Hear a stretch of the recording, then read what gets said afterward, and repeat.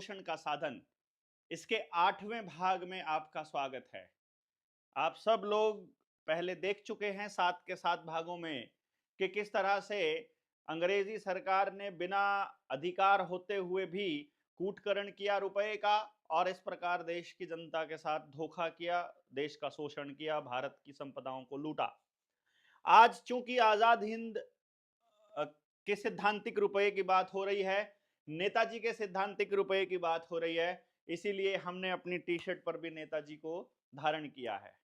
आपने देखा है कि किस तरह से उसी वक्त ये जो 3 योद्धा हैं जो आपको मेरी कमर पे नजर आ रहे होंगे, भगत सिंह, राजगुरु, सुखदेव, जिनकी प्रतिमा का हम लोगों ने 23 मार्च 2025 को समालखा में स्थापना की थी, जिसकी स्थापना मूर्ति की, वही लोग इस सरकार के इन षड्यंत्र को समझते थे। उन्हीं लोगों को आतंकवादी घोषित कर दिया गया और नेताजी को युद्ध अपराधी बना दिया गया, अंतरराष्ट्रीय युद्ध अपराधी, क्योंकि नेताजी इस पूरे खेल को समझते थे। आज के दौर में आपने कुछ ऐसे लोग जो पहले हम लोगों के साथ ही क्रांतिकारी होने का दावा भरते थे, वो लोग अब सरकारों के साथ मिल गए हैं और हमारे ही खिलाफ मुहिम चलाए हुए हैं। जनता सरकार मोर्चा के साथ मुहिम चलाए हुए हैं, स्पेशली देवेंद्र भलारा की खिलाफत करने पर और किसी भी तरह से उसके चरित्र हनन पर दिन रात लगे हुए हैं। आपको यह समझना होगा कि बिल्कुल वही दौर आ रहा है। 7वें भाग में हमने जैसे बताया था कि देश के अंदर अस्थिरता लाई जा रही है, राजनीतिक अस्थिरता भी लाई जा रही है, आर्थिक असमानता की खाई भी बढ़ती जा रही है। एक तरफ तो शोषक जो है वो बहुत ऊंचा होता जा रहा है, दूसरी तरफ जिसका शोषण हो रहा है वो गरीब और होता जा रहा है, उसका सारा धन लूटा जा रहा है। अभी हम इसको देखेंगे कि नेताजी सुभाष चंद्र बोस द्वारा भारतीय रुपये की पुनः स्थापना कैसे हुई। भारत में स्वतंत्रता आंदोलन चल रहा था। उसी आंदोलन के दौरान भारत के वीर सपूत शहीदों के प्रणेता नेताजी सुभाष चंद्र बोस ने भारत को पूर्ण स्वतंत्रता प्राप्ति के लिए आरजी हुकूमत आजाद हिंद नाम से सरकार का गठन कर लिया, जिसे आजाद हिंद सरकार के नाम से जाना जाता था। और 5 अप्रैल 1944 को नेताजी सुभाष चंद्र बोस ने अंग्रेजों द्वारा भारत में की जा रही लूटपाट और शोषण का करारा जवाब देते हुए national bank of Azad Hind को रंगून में स्थापित करके भारत की मुद्रा, भारतीय रुपया जो प्राय लुप्त हो चुकी थी, उस भारतीय रुपये को पुनः नया जीवन देते हुए आजाद हिंद रुपये के रूप में जारी कर दी। कुछ ही दिनों में पूरी दुनिया में जो रुपया छा गया, यह आजाद हिंद का रुपया कमर्शियल ऑर्गेनाइजेशन मुद्रा थी, यह स्टेट मुद्रा नहीं थी। और बर्मा की विधि द्वारा, बर्मा के कानून द्वारा, वर्मा नहीं बर्मा जो म्यांमार जिसे हम कहते हैं, उसकी विधि उसके कानून द्वारा रजिस्टर्ड थी और उस रुपये का मानक मूल्य और सैद्धांतिक और स्थिरांक था, जिसका परिणाम यह हुआ कि 8 स्वतंत्र राष्ट्रों ने इस आजाद हिंद रुपये को मान्यता दे दी। और नेताजी सुभाष चंद्र बोस ने अपने प्रिंसिपल में लिखा कि determination not to borrow loans as it may destroy the country. इसका जो प्रिंसिपल था वो यही था कि हमें लोन नहीं लेना है क्योंकि ये देश को बर्बाद कर देगा। इस आजाद हिंद रुपये में गवर्नमेंट रुपये को जड़ से उखाड़ने की क्षमता थी। आजाद हिंद बैंक तीव्र गति से बढ़ने लगा और भारतीयों ने इस बैंक का भरपूर समर्थन भी किया और कुछ ही दिनों में भारत की जनता ने इसकी तिजोरी सोने से भर दी, क्योंकि रुपये की बैकिंग सोने से होती है। वहां अगर आपके पास रुपया है तो सोना होगा। इस आजाद हिंद बैंक लिमिटेड को नेताजी सुभाष चंद्र बोस ने दिया। उसके कुछ दस्तावेज हम लोगों ने यहाँ पर साथ में लगाए हैं कि कैसे बर्मा से बना, और इसकी जो इनिशियल जो कैपिटल थी वो 50 लाख रुपए थी। उस दौर की बात हो रही है जब कहते हैं कि उस टाइम पर रुपया नहीं था।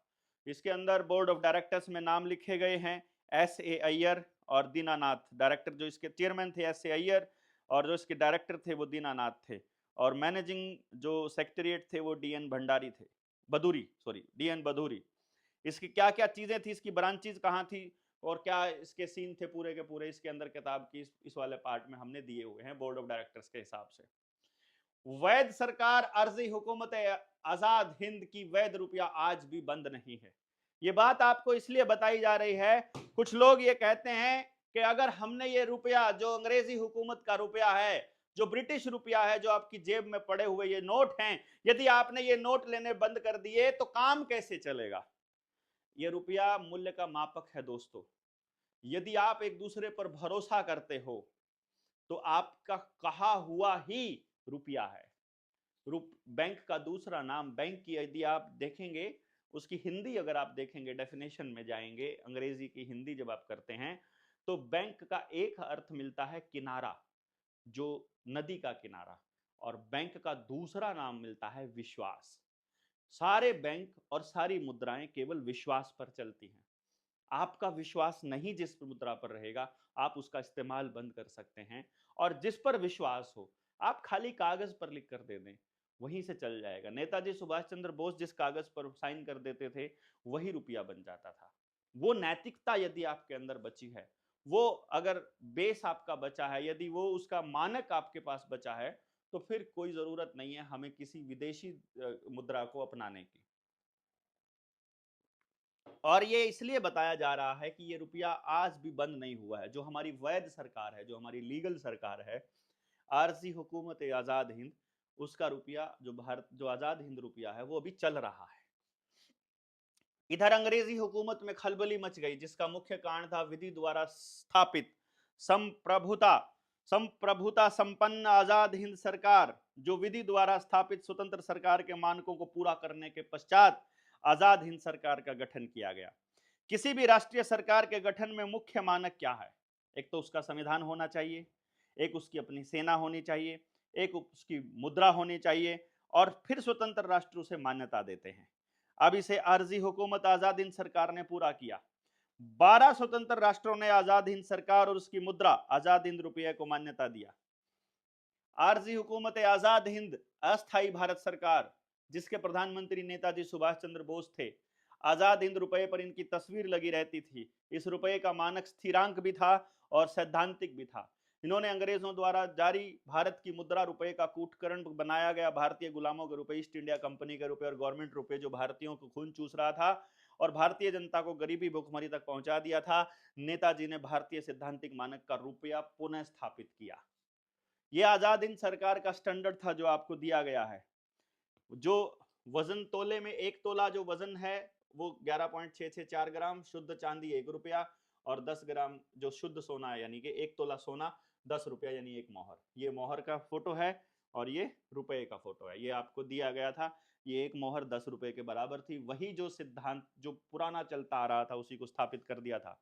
और एक बात ध्यान दीजिएगा, यदि जनता ने विश्वास जताया और यदि हालात ने साथ दिया, तो आने वाले वक्त में जनता सरकार मोर्चा अपनी मोहर और रुपया इसी तरह से जारी करने वाला है। नहीं तो नेताजी सुभाष चंद्र वाले रुपये को दोबारा स्थापित करने वाले हैं, जो असली भारतीय रुपया है।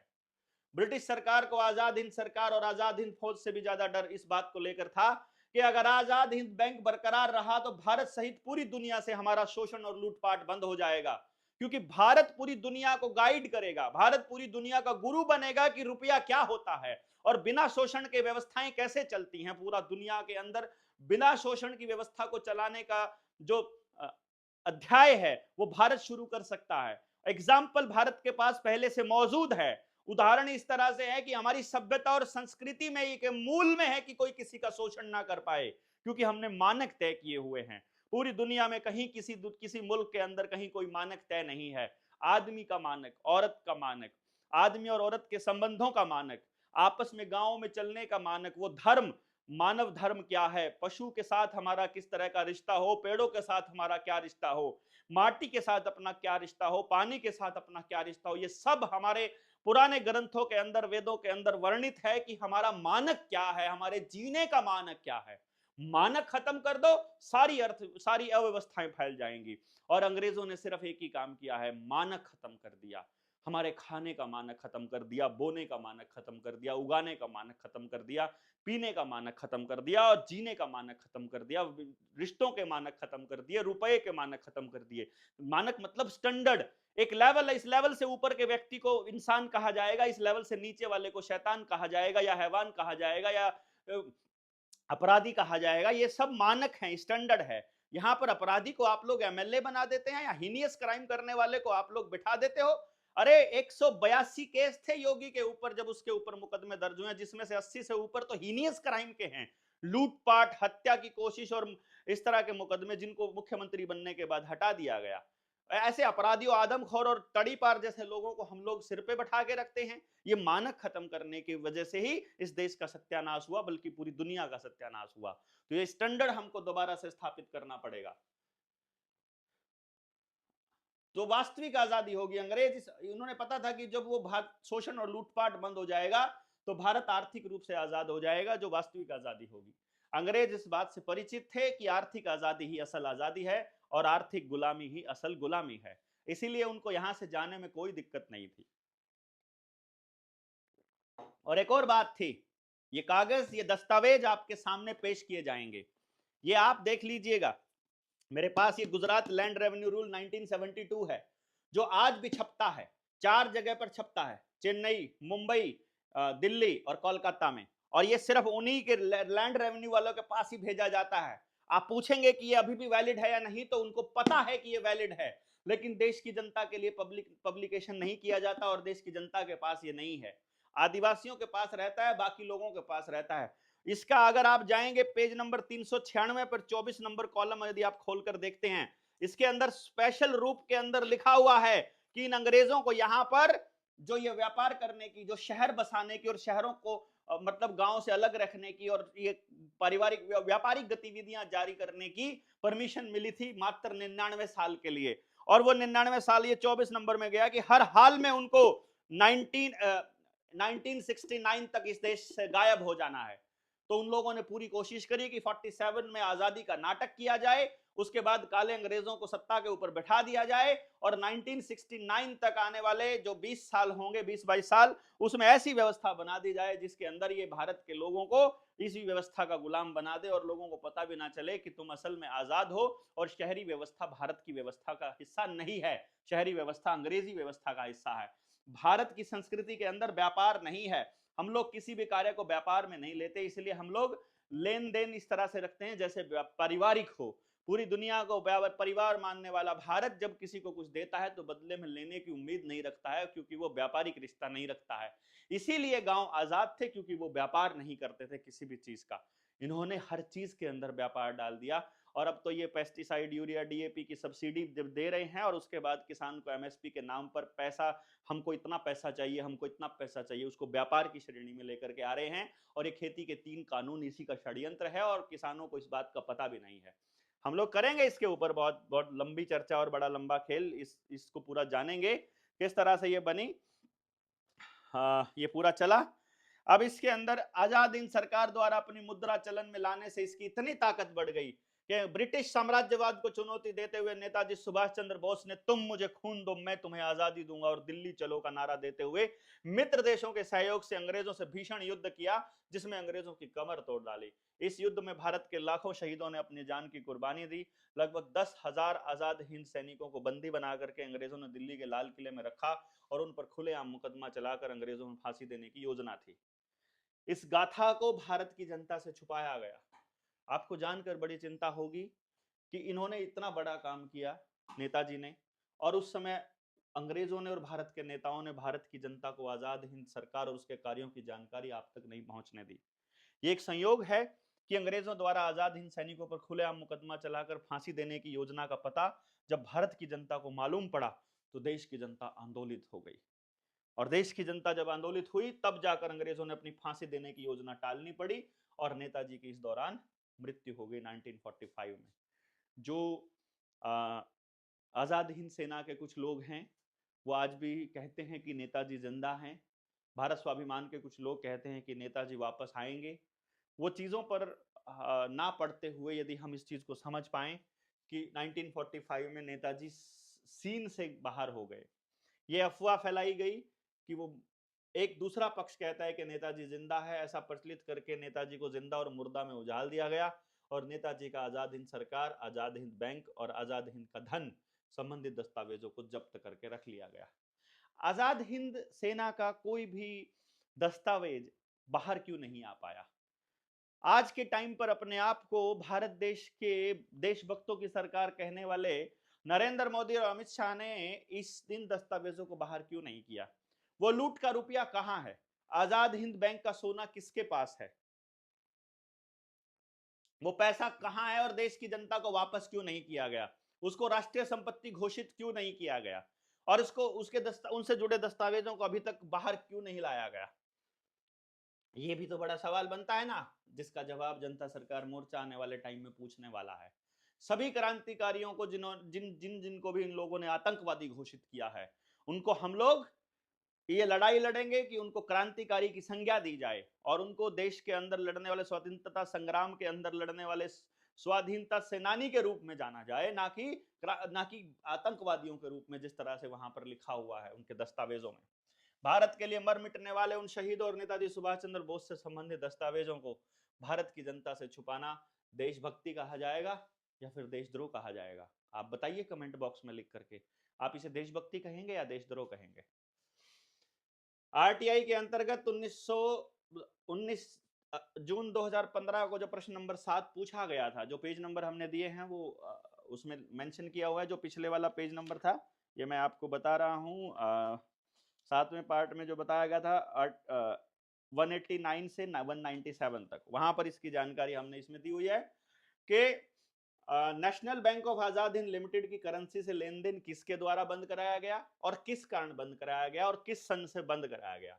आपको बता देते हैं, इसमें प्रधानमंत्री, वित्त मंत्री, रिजर्व बैंक ने इसका उत्तर दिया है कि अध्यक्ष स्तरीय सीपीआईओ के पास विनिमय माध्यम के रूप में सोने के मानक और डॉलर के प्रयोग के मानक हेतु विधिक प्रारूप की किसी वैध मुद्रा का कोई दस्तावेज उपलब्ध नहीं है। सोने और चांदी से लेने का यानी उस वैध मुद्रा का कोई भी दस्तावेज हमारे पास नहीं है। रिजर्व बैंक ऑफ इंडिया ने कहा कि वांछित सूचना हमारे पास उपलब्ध नहीं है और आजाद हिंद सरकार की वैध आजाद हिंद बैंक और मुद्रा भारतीय आजाद हिंद रुपया वैध थी और वैध है। ये रिजर्व बैंक से उत्तर से स्पष्ट हो रहा है। हमने कहा कि जब आजाद हिंद बैंक और उसकी मुद्रा को किसी सरकार ने बंद ही नहीं किया, तो इसका मतलब यह कि वैध बैंक है और वैध आजाद हिंद रुपया है और वो आज भी चलन में है। अगर भारत सरकार के पास और रिजर्व बैंक के पास इसके बंद होने का कोई दस्तावेज नहीं है, तो इसका मतलब है वो आज भी चलन में है। तो भारत की जनता से लेन देन क्यों नहीं किया जाता? ये एक सवाल बनता है कि उसी मुद्रा में, वैध रुपए में, जब ये ब्रिटिश रुपया अवैध है, तो वैध रुपए में इसका लेन देन क्यों नहीं कर रहे? भारत को आजादी मिलने के बाद भारत के शहीदों द्वारा स्थापित वैध बैंक और वैध आजाद हिंद रुपया था। तो जिन अंग्रेजों ने भारत को सैकड़ों साल गुलाम बना करके रखा और जिस रुपए से भारत को लूटा और लूट रहे हैं, उस ईस्ट इंडिया कंपनी रुपए और गवर्नमेंट रुपए को कूट खरीद, जो विधि शून्य है, उससे लेन देन क्यों? विधि शून्य मतलब जिसकी लीगल वैल्यू जीरो है, उससे लेन देन क्यों चल रहा है? सवाल ये है, इसका जवाब भारत सरकार देगी कि नहीं देगी? ये भी बड़ा सवाल है ना, कि इस सवाल का जो जवाब है वो हमारी केंद्रीय सरकार देगी कि नहीं देगी? ये देखिएगा, ये हमने कुछ ये इस पेज के ऊपर दिए हुए हैं, जो नेताजी का जो रुपया है उसको छापा गया है। इसमें लिखा हुआ है RG Hukumat Azad Hind, Arzi Hukumat Azad Hind, Azad Hind bank, Azad Hind bank, Netaji का बॉन्ड है ये, जय हिंद, promise to pay the bearer the sum of 1000 rupees. अभी इसके बाद ये एक बड़ा महत्वपूर्ण सवाल आता है, जिसके अंदर हम लोग आपको बताएंगे कि किस तरह से मजदूरों के साथ छल कपट किया जा रहा है, जो कि अगला पार्ट इसके अंदर आएगा। यानी पार्ट नंबर 9 जब हम आपको देंगे, तो उसमें हम आपको बताएंगे पार्ट नंबर 9 में कि भाई साहब, जब आपके पास अगर लीगल रुपया आपको दे दिया जाए, आपको आपकी मजदूरी के रूप में, आपकी फसल के रूप में, आपकी कपास है, चाहे आपका गेहूं है, चाहे वो उसमें लीगल रुपए में यदि आपसे लेन देन किया जाए, तो वो लीगल रुपया में आपके फसल की वैल्यू कैसे मापेंगे आप? या आपका जो या जो आपकी मजदूरी है उसको लीगल रुपए में यदि मापना शुरू कर दें, तभी तो पता चलेगा कि महंगाई है या सस्ताई है। यदि आप महंगाई और सस्ताई को नहीं जानेंगे, यदि आप असल वैल्यू को नहीं जानेंगे अपनी मेहनत की, तो आपको कैसे पता चलेगा कि आप असल में लूटे जा रहे हैं या आप मेहनत कर रहे हैं? आपको नहीं मालूम है ना। इसलिए हम लोगों को यह जानना होगा कि असल जो मजदूरी है, वो अगर 1970 में मजदूरी 50 रुपया थी और आज अगर हम कहते हैं कि 500 रुपया मजदूरी है, तो फिर बताइए आप तो फिर बताइए कि वो मजदूरी किस तरह से ली जाएगी और उसकी उसकी गणना कैसे की जाएगी। इसलिए हम वैध रुपए में देखेंगे कि वैध रुपए में जब मजदूरी का कंपैरिजन किया जाए, आपकी फसल का कंपैरिजन किया जाए, तो आपको देखना होगा कि आज सस्ताई है या महंगाई है, आपको लूटा जा रहा है या आपको अभी पोषित किया जा रहा है या शोषित किया जा रहा है। इसकी चर्चा हम 9 नंबर पार्ट में करेंगे। 8 नंबर पार्ट में इतना ही। क्या आपको लगता है कि हम आज़ाद हिंद रुपये के साथ आगे बढ़ सकते हैं? क्या आपको लगता है कि भारत के रुपये का जो स्टैंडर्ड है वो फिक्स होना चाहिए, स्थिरांक होना चाहिए? अपने जवाब कमेंट बॉक्स में ज़रूर लिखें। आपसे गुजारिश है कि आप सब लोग शेयर कीजिएगा और लोगों तक पहुँचाइएगा। जय हिंद, जय भारत। वंदे मातरम साथियों।